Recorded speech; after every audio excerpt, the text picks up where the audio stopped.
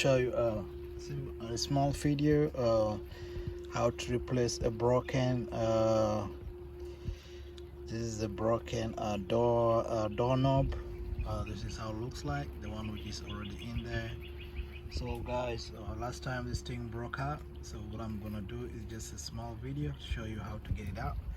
So first of all, I got this one from another car. It's not brand new, so it's just as cheap as possible if you get it from a junkyard or something like that.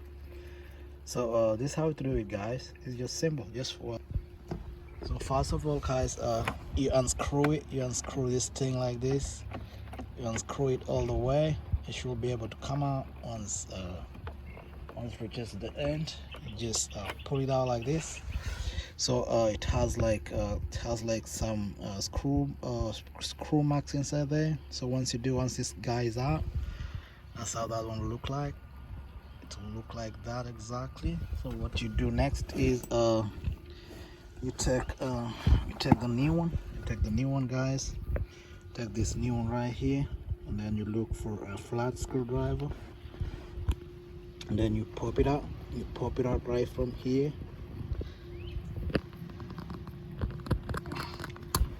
Once it pops out, guys, it looks like that. So you just take it out. You just take it out all the way. You just pull it out, and once it is out, guys, you come to the thing right here, and then you screw it all the way. Screw the stuff all the way to the level which you want it to be, and then once that, guys, is in, and just keep going a little bit.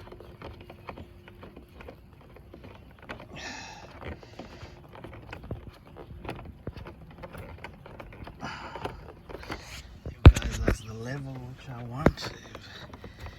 If this is the level I want to be in, once it's right there, I take this guy right here, and I just lock it in just like that. I push it until you hear a clip. Once the clip clicks, guys, that thing is stuck in, so this thing is good to go.